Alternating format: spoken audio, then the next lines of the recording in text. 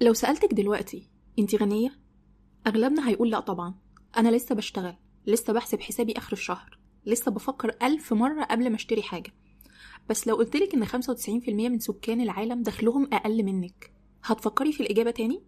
في دراسة حديثة لما سألوا الناس محتاج فلوس قد إيه عشان تحس إنك غني، كل واحد قال رقم أكبر من اللي معاه بحوالي الضعف. اللي معاه 100,000 قال لو معايا 200,000، واللي معاه مليون قال لو معايا 2 مليون.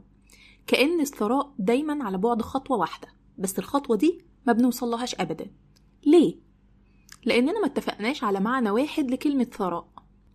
أنا ريهام، وزي كتير مننا فضلت سنين أجري ورا رقم معين، شقة معينة، مرتب معين، فاكرة أني لما أوصله هحس بالثراء والأمان، لحد ما اكتشفت حاجة غريبة، إن في أوقات كنت فيها فقيرة ماليا بس كنت أغنى في حاجات تانية، وفي أوقات كان معايا فلوس كويسة بس حسيت إني أفقر ما يكون. النهاردة هنتكلم عن الثراء الحقيقي، مش الرقم اللي في البنك بس، لكن الثراء بمعناه الشامل. هنفهم الفرق بين الثراء المالي والثراء الحياتي، هنشوف امتى الفلوس بتجيب السعادة وامتى بتبطل تفرق، وهنتعلم نحسب ثروتنا الحقيقية مش بس بالجنيه، لكن بالصحة والوقت والحرية والرضا. استعدي، لأن الحلقة دي ممكن تغير نظرتك للثراء تماما.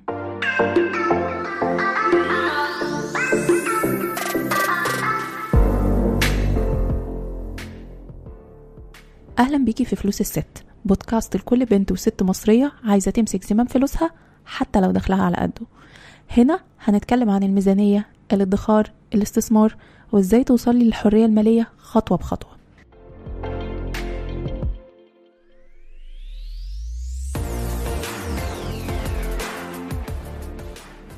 خلينا نبدأ بكسر أكبر خرافة عن الثراء.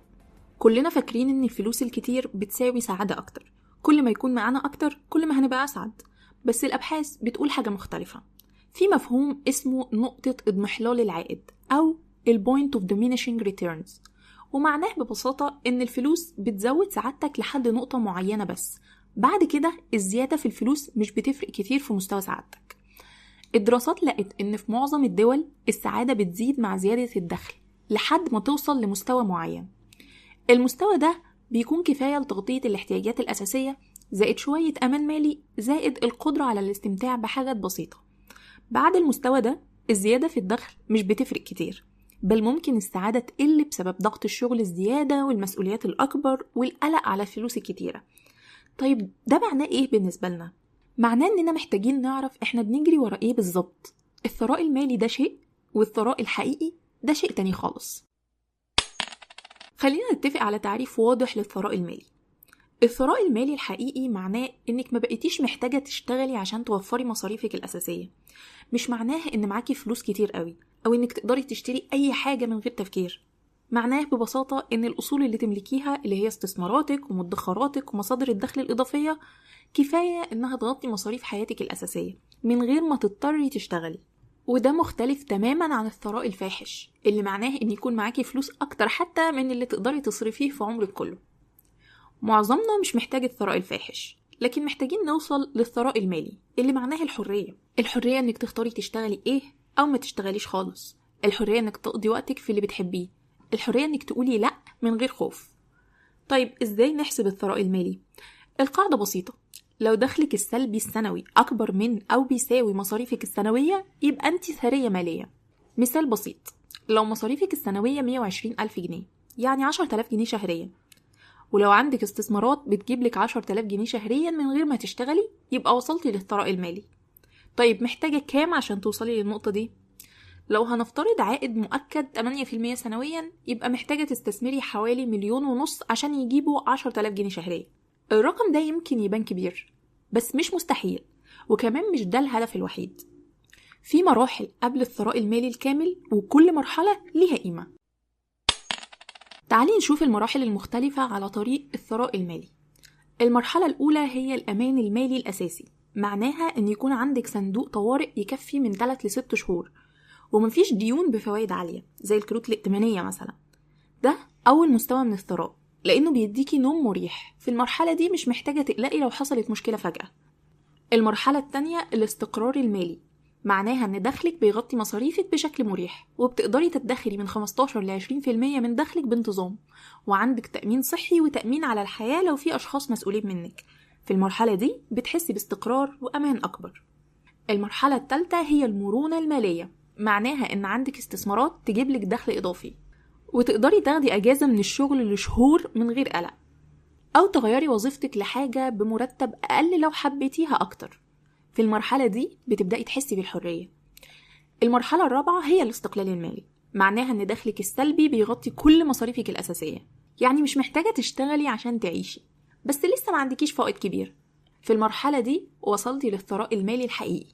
المرحلة الخامسة هي الثراء الوفير، معناها ان دخلك السلبي أكتر من مصاريفك بكتير، تقدري تعيشي حياة مرفهة من غير شغل، وتتبرعي وتساعدي غيرك. في المرحلة دي عندك حرية كاملة.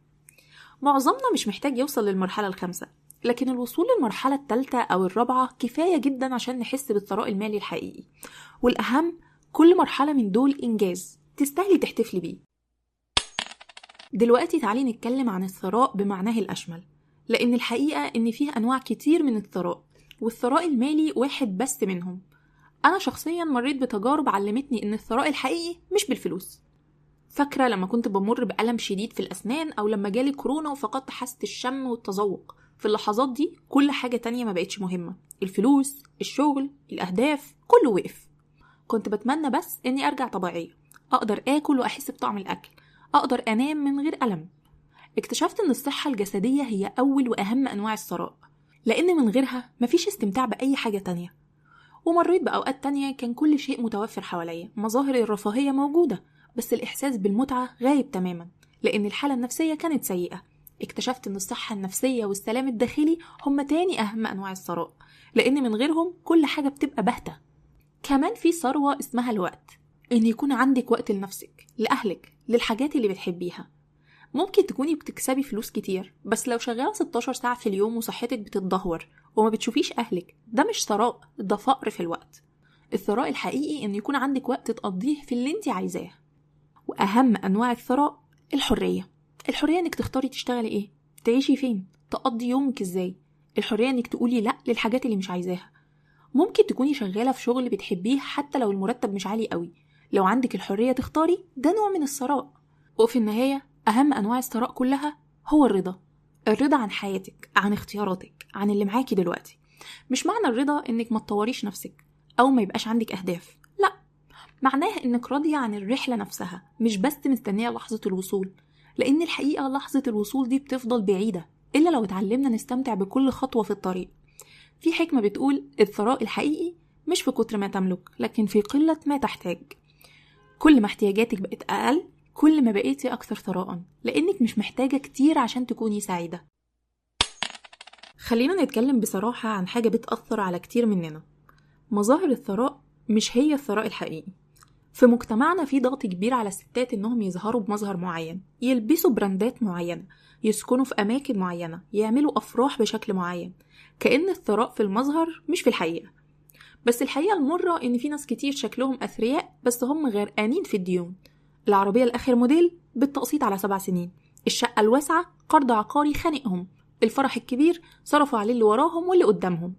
وفي ناس تانية عايشين ببساطة بس عندهم مدخرات واستثمارات وأمان مالي حقيقي. الثراء الحقيقي هادي، مش صاخب، ومش محتاج يثبت نفسه لحد. ليه بنقع في الفخ ده؟ لأننا بنربط الثراء بالأمان، وبنفتكر إن لو ظهرنا بمظهر الأثرياء ده هيجيب لنا الأمان. بس الحقيقة إن الأمان الحقيقي ما بيجيش من المظاهر. الأمان الحقيقي بيجي من علاقة سوية مع نفسك، قرارات مالية مدروسة، ومدخرات واستثمارات حقيقية، ومهارات تقدري تعتمدي عليها، وشبكة دعم اجتماعي سليمة. الأمان مش في إنك تشبهي الأثرياء، الأمان في إنك تبقي مستقلة ماليا فعلا. وما تخليش المقارنة مع الناس تخليكي تاخدي قرارات ممكن تندمي عليها. كل واحدة رحلتها مختلفة، وكل واحدة تعرفها للثراء مختلف، والمهم تعرفي انتي عايزة ايه، مش الناس عايزة ايه. دلوقتي تعالي نعمل تمرين ممتع ومفيد. في موقع اسمه How Rich Am I، وهسيبلك الرابط بتاعه في وصف الحلقة. الموقع ده بيقارن دخلك بدخل باقي سكان العالم أو البلد اللي انتي فيها، وبيقولك انتي في أنهي نسبة مئوية. طيب تستخدميه ازاي؟ بتدخلي الموقع وبتختاري بلدك مصر، بتكتبي دخلك السنوي الصافي وبيقولك انت أغنى من كام في المية من سكان العالم.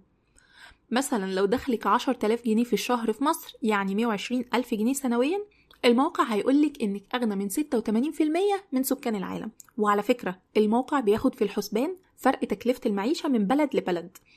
أما لو انت وجوزك دخلكم مع بعض 25,000 جنيه شهريا مثلا، يعني 300,000 سنويا، هتكونوا أغنى من 89% من سكان العالم.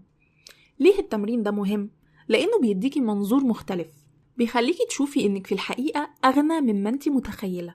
مش معنى كده إن ما يبقاش عندك طموح أو ما تحسنيش وضعك، بس معناها إنك تحسي بقيمة اللي معاكي وتبطلي تحسي بالفقر طول الوقت. ناس كتير قوي في العالم عايشة بأقل بكتير مننا، وإحنا بنستهين بنعمة الأمان النسبي اللي عندنا. لما تعرفي إنك في أعلى 10% أو 15% من العالم من حيث الدخل، هيتغير إحساسك بالثراء، وهتبدأي تسألي نفسك طيب أنا عايزة أكتر من كده إيه؟ وإيه اللي هيتغير لو وصلت لأعلى 5%؟ الإجابات دي مهمة، لأنها هتخليكي تحددي أهدافك بوضوح، مش بس تجري ورا الأكتر من غير ما تعرفي ليه. تعالي نختم بشوية نصايح عملية.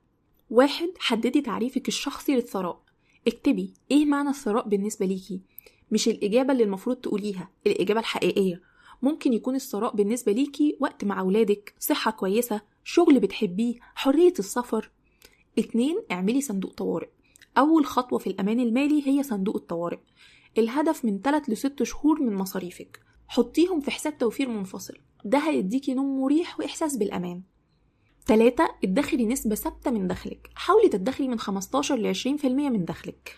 لو صعب ابدأي ب10% أو حتى 5%. المهم الانتظام مش النسبة في البداية. 4. استثمري في صحتك. الصحة الجسدية والنفسية أهم استثمار. خصصي ميزانية للرياضة، الأكل الصحي والراحة النفسية. دي مش رفاهية، دي ضرورة. 5. استثمري في مهاراتك. تطوير نفسك استثمار بعائد مضمون. كل ما مهاراتك كانت أكتر، كل ما أمانك المالي بقى أكبر، لأن المهارات محدش يقدر ياخدها منك. 6. اتجنبي الديون اللي فوائدها عالية. الكروت الائتمانية والقروض الاستهلاكية دي بتاكل ثروتك بسرعة. لو عندك ديون اتخلصي منها الأول قبل أي استثمار تاني. 7. عيشي تحت إمكانياتك. مش معناها البخل، معناها الحكمة. لو دخلك يسمح تعيشي بمستوى 10، عيشي بمستوى 7 أو 8، والفرق استثمريه في مستقبلك. 8. قدري اللي معاكي. حفزي شعورك بالامتنان كل يوم. احمدي ربنا على 3 نعم على الأقل في حياتك كل يوم. ده هيخليكي تحسي بثراء حقيقي حتى لو الرقم في البنك مش كبير. 9. ابعدي عن المقارنات. ما تقارنيش حياتك بحياة غيرك، خصوصا على السوشيال ميديا، لأن ده مش الواقع الكامل. قارني نفسك بنفسك، انت دلوقتي أحسن من السنة اللي فاتت. 10. استمتعي بالرحلة. الثراء مش غاية بنوصل لها وبعدها بنبقى سعداء. ما تستنيش توصلي لرقم معين عشان تبدأي تعيشي. استمتعي بكل مرحلة، لأن العمر مش هيستنى. وافتكري دايما الثراء الحقيقي في الرضا، والرضا اختيار مش نتيجة. تحدي الأسبوع ده إنك تكتشفي ثروتك الحقيقية. الخطوة الأولى، ادخلي على موقع How Rich Am I اللي هتلاقي الرابط بتاعه في وصف الحلقة. احسبي دخلك السنوي الصافي، شوفي انتي في أي نسبة مئوية في العالم، واكتبي لي إحساسك في التعليقات. اتفاجئتي؟ حسيت إنك أغنى من اللي كنتي فاكراه؟ الخطوة التانية، خدي ورقة وقلم واكتبي إجابات الأسئلة دي بصدق. 1. ايه هو تعريفك الشخصي للثراء؟ لو مفيش قيود ولو مفيش ناس بتتفرج، ايه معنى الثراء بالنسبة لك؟ 2. ايه أنواع الثراء اللي عندك بالفعل دلوقتي؟ الصحة، الوقت، العلاقات، المهارات، الحرية. اكتبي كل أنواع الثراء اللي موجودة في حياتك. 3. ايه النواحي اللي بتحسي فيها ان انتي فقيرة وليه، وده بيأثر عليك ازاي؟ 4. ايه اللي محتاجاه عشان تحسي بالثراء الحقيقي؟ رقم معين في البنك، صحة أفضل، وقت أكتر، علاقات أعمق. خليكي محددة. 5. ايه الخطوة الأولى اللي ممكن تاخديها الأسبوع ده؟ خطوة صغيرة عملية تقربك من الثراء الحقيقي. الخطوة الثالثة، لو حابة تشاركي نتائج التحدي ابعتيلي على فلوس6@gmail.com وهتلاقي الإيميل الخاص في الحلقة. ايه اللي اكتشفتيه عن نفسك؟ اتغير تعريفك للثراء؟ ايه الخطوة اللي هتبدأي بيها؟ التمرين ده هيديكي وضوح كبير وممكن يغير نظرتك للحياة كلها.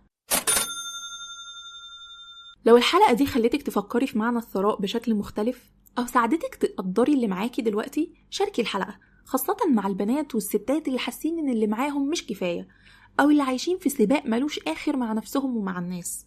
مهم يعرفوا إن الثراء الحقيقي أوسع وأعمق من الرقم اللي في البنك. ولو جربتي التحدي وعرفتي انتي أغنى من كام في المية من العالم، ابعتيلي النتيجة على فلوسالست@gmail.com. وما تنسيش تسيبيلي تقييم على التطبيق اللي بتسمعي منه، عشان الحلقات توصل لبنات أكتر محتاجين يسمعوا الكلام ده. اللي عايزة أوصله النهاردة إنك أغنى مما انتي متخيلة، بس محتاجة تشوفي الثراء بعيون مختلفة. الثراء مش بس في البنك، الثراء في صحتك، في وقتك، في حريتك، في رضاكي، في قدرتك إنك تستمتعي باللحظة دي دلوقتي من غير ما تستني رقم معين أو شقة معينة أو وظيفة معينة. الثراء الحقيقي في إنك تعرفي قيمة اللي معاكي وتعيشي حياتك بامتنان وحكمة، مش في إنك تملكي كل حاجة. العمر قصير، فما تخليش الجري ورا الفلوس يضيع منك متعة الرحلة. خليكي ثرية بكل معاني الثراء.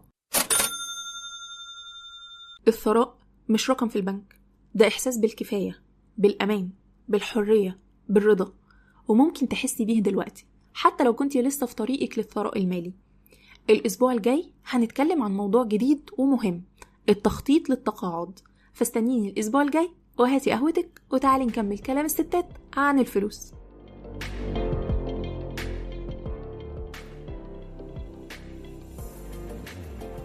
قبل ما نمشي حابين نأكد إن المحتوى اللي بنقدمه هنا للتوعية والتعليم فقط، مش نصيحة مالية فردية. كل واحدة ظروفها مختلفة، ولو محتاجة مساعدة شخصية الجائي لمستشار مالي معتمد.